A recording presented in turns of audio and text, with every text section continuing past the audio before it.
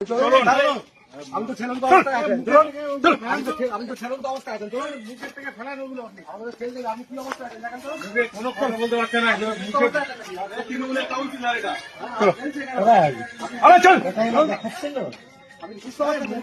আপনি কি করছিলেন নিয়ে মেয়েদের নিয়ে? আমি কেন মেয়েদের নিয়ে থাকবো? তাহলে ওখানে কি করছিল? আমি মেয়েদের সঙ্গে ছিলাম। ঘর থেকে মদের বোতল উদ্ধার হলো। হ্যালো ভাই,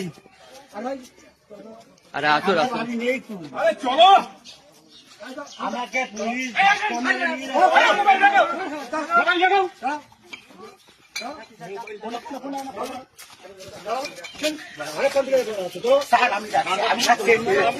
জানেন আমি যাচ্ছি, আমি যাচ্ছি, কত নিয়ে গেলে কি হবে এরকম হচ্ছে?